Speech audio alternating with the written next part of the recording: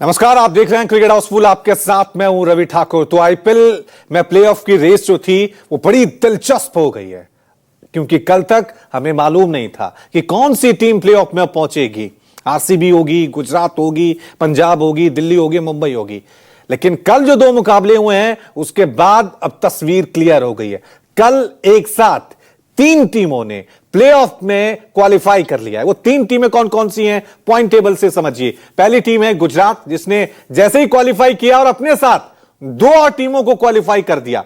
इसमें आरसीबी है और पंजाब की टीम है। यानी अब पेच कहां फंसा है? जो पेच फंसा है वो है मुंबई और दिल्ली के बीच, क्योंकि मुंबई के 14 पॉइंट हैं और दिल्ली कल का मुकाबला हारी है, वो अभी भी 13 पॉइंट्स पे अटकी हुई है। तो कह सकते हैं कि आईपीएल में अभी भी रोमांच बचा हुआ है, सस्पेंस बचा हुआ है। हालांकि जोरदार टक्कर देखने को मिली टॉप टीमों में, यही वजह है कि लीग राउंड खत्म होने को है। लेकिन अभी तक हम ये कह नहीं सकते थे कल तक कि कौन सी टीम क्वालिफाई कर गई। लेकिन कल गुजरात की टीम ने जैसे ही दिल्ली को हराया, आईपीएल की तीन टॉप टीमें हमें मिल गई हैं। अब जो अगली रेस है वो है चौथे नंबर के स्पॉट की। वो मुंबई होगी, दिल्ली होगी और दूसरी रेस जो होगी वो होगी टॉप 2 की, क्योंकि जो टॉप 2 की टीमें हैं उन्हें फाइनल में एक मौका एक्स्ट्रा मिलता है। चलिए सीधा रुक करते हैं।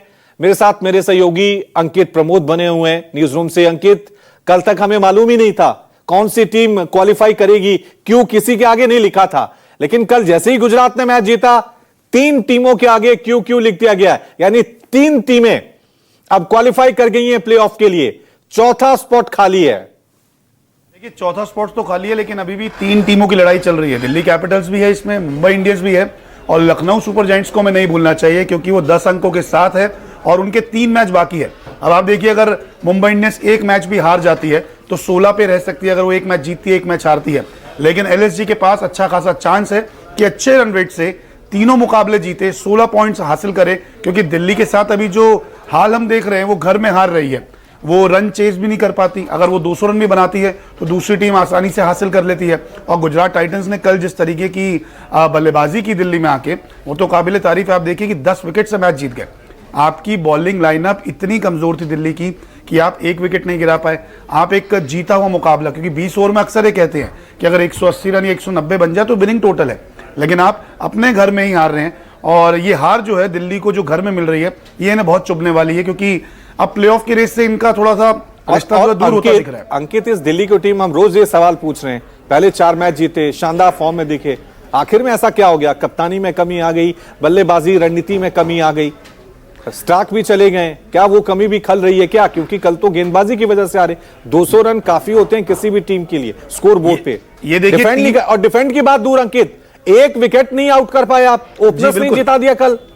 मैं आपको बताऊं, देखिए यहां पे मैनेजमेंट का बहुत बड़ा रोल है, क्योंकि इन्होंने जब टीम पिक की थी तो इन्होंने सारे एग्रेसिव बैट्समैन को चुना था।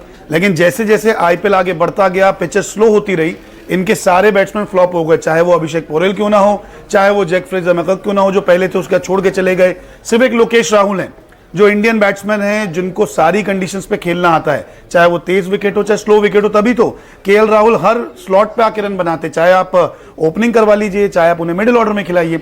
तो कहीं ना कहीं ये मैनेजमेंट की प्रॉब्लम है कि आपने टीम वैसी नहीं चुनी कि जो हर कंडीशन में खेल पाए।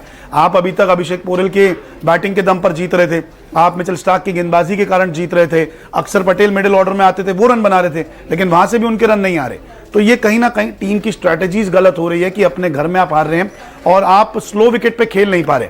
करुण नायर आते हैं, एक मैच में बनाते हैं रन मुंबई इंडियंस के साथ, उनके अलावा उनका बल्ला नहीं चल पाता। तो ये मैनेजमेंट को सोचना है कि आगे जाना है तो हमें किन खिलाड़ियों के साथ उतरना पड़ेगा, बेस्ट प्लेइंग 11 कौन सी होगी। सिर्फ नाम के दम पर हम 11 नहीं चुन सकते, हमें वो भी चुनना होगा कि जो परफॉर्मेंस कर पाए, क्योंकि एक इतनी मजबूत टीम जो कभी टेबल टॉपर हुआ करती थी, अब प्लेऑफ के लिए तरस रही है। दिल्ली टीम के कैप्टन थे, शुरू में दावा कर रहे थे कि आपको नया नया देखने को मिलेगा, अब तो मैं नए नए एक्सपेरिमेंट करूंगा जी। लेकिन बाद में अभी क्या है, वही अब लगभग बड़ा मुश्किल सा लग रहा है दिल्ली की टीम के लिए क्वालिफाई करना।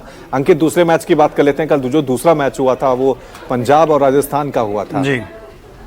हालांकि राजस्थान की टीम ने टक्कर जोरदार दी थी, खासकर 2 खिलाड़ियों ने, यशस्वी जायसवाल और 14 साल के वैभव सूर्यवंशी जी। बड़ी तूफानी शुरुआत थी। ये राजस्थान की टीम शुरुआत अच्छी करती है, ऐसा लगता है पहले 10 ओवरों में, 12 ओवरों में, हर मैच में यही लगा हर मैच में यही लगा कि राजस्थान की टीम यार ये मुकाबला तो जीत जाएगी। ये आखिर में क्या हो जाता है, आखिर में कैसे फिसल जाते हैं, जीत फिसल जाती है हर मैच में राजस्थान से। देखिए हर आईपीएल में हम एक चीज पूछते हैं कि ये टीम इतनी स्ट्रांग थी, पेपर्स पे इतनी स्ट्रांग लगती है, जीतती क्यों नहीं है। तो मैं फिर कहता हूं कि मैनेजमेंट का बहुत बड़ा रोल है। आप संजू सैमसन को नहीं खिलाते क्योंकि उनकी उंगली में चोट है, उनसे कप्तानी नहीं करवाते, आप बैटिंग करवाने भिजवाते हैं। आपका मिडिल ऑर्डर इतना स्ट्रांग नहीं है। आपने जब रिटेंशन अपनी चुनी तो रेयान पराग को उसमें चुना, आपने तुरंत कप्तान बना दिया। आपने जायसवाल को कप्तान क्यों नहीं बनाया। आपके मिडिल ऑर्डर में कौन कौन से बैट्समैन होंगे, ये प्लानिंग बिल्कुल नहीं थी। प्लेयर्स खरीदे गए, आपने जॉस बटलर जैसे खिलाड़ी को क्यों जाने दिया। आप उन्हें पैसा दे सकते थे, 21 करोड़ रुपए हेनरिक क्लासन को भी दिया एसआरएच ने, जॉस बटलर को क्यों जाने दिया आपने। क्यों आप ट्रेंट बोल्ट को जाने देते हैं, क्यों आप यूजी चहल को जाने देते हैं। और वही कमी तो खल रही है। ये मिडिल ऑर्डर, ये टीम आगे तक पहुंची है, प्लेऑफ तक पहुंची है। जब मिडिल ऑर्डर उनका काम ही नहीं कर रहा है। रियान पराग कभी कभी चल जाते हैं, यहां से यशस्वी जायसवाल जो हैं वो अच्छी शुरुआत देते हैं। वैभव सूर्यवंशी क्या खिलाड़ी मिला है, 14 साल का दो लड़का। खिलाड़ियों से आईपीएल नहीं जीत सकते ना, अब यही दिख रहा है। वैभव सूर्यवंशी आते हैं, एक मैच में डक होता है, एक मैच में 100 बनाते हैं, फिर 30 बनाते हैं, फिर अब 40 के पार खेलते हैं। यशस्वी जायसवाल पहले फ्लॉप होते हैं। तो अब दो खिलाड़ी के दम पर 14 मैचेस नहीं खेल सकते, और 14 मैचेस जीत भी गए तो फिर प्लेऑफ में आपके लिए कोई चांसेस नहीं बचते हैं। तो यहाँ पे कहीं ना कहीं मैनेजमेंट का कसूर मैं कहूंगा कि आपने टीम वो बनाई नहीं जो आपको चाहिए। आप आइए फिर हर साल आईपीएल खेलिए, प्लेऑफ के रेस से बाहर हो जाइए, और क्या चाहिए आपको, यही रह जाएगा फिर। श्रेयस अय्यर की बात करनी होगी क्योंकि कल पंजाब की टीम भी क्वालिफाई कर गई और दशकों बाद क्वालिफाई किया है पंजाब की टीम ने। बिल्कुल ये टीम ऐसा लग रहा था कि बस आईपीएल आती है, फॉर्मेलिटी के लिए खेलती है, पैसे के लिए खेलती है, लेकिन लगभग शायद 11 साल बाद अंकित क्वालिफाई किया है प्लेऑफ के लिए। श्रेयस अय्यर की तारीफ करनी, कल के मैच में नहीं थे, लेकिन टीम को अगर प्लेऑफ में पहुंचाया है तो कप्तान का, इस खिलाड़ी की परफॉर्मेंस का, रणनीति की तारीफ करनी होगी। बिल्कुल। देखिए 2014 के बाद जो है इतना अच्छा इनका पीक सीजन गया है पंजाब का, क्योंकि उस वक्त भी फाइनल में हार गए थे। अब ये टीम बड़ी स्ट्रांग दिख रही है। देखिए 26 करोड़ के ऊपर अगर कोई पैसा दे रहा है खिलाड़ी को तो उसने प्रूव किया है। और श्रेयस अय्यर ने एक बार नहीं, दिल्ली कैपिटल्स को 2019-20 में प्लेऑफ में पहुंचाया, केकेआर को चैंपियन बनाया, इसके साथ अब पंजाब को भी इन्होंने प्लेऑफ में पहुंचा दिया। तो ये कोई तुक्का नहीं है। जो 2024 में ये कहा जा रहा था कि गौतम गंभीर की मेंटरशिप से केकेआर ने खिताब जीता, तो इन्होंने ही बता दिया कि इनके में भी कप्तानी की कुछ खासियत है, इनके अंदर भी गुण है कि ये कप्तानी कर सकते हैं। और देखिए पहले ऐसे कप्तान है आईपीएल इतिहास में, 18 साल से आईपीएल है, लेकिन पहले ऐसे कप्तान है जो 3 अलग अलग टीमों को प्लेऑफ में पहुंचा पाए। तो कहीं ना दिल्ली को पहुंचाया है, तो आती है, कोलकाता को तो चैंपियन बनाया और पंजाब को भी प्लेऑफ में पहुंचा दिया है। इसलिए श्रेयस अय्यर की तारीफ तो यहां पर बनती है। शुक्रिया अंकित तमाम जानकारी के लिए। छोटा सा ब्रेक ले रहे हैं, देखते रहिए News 24।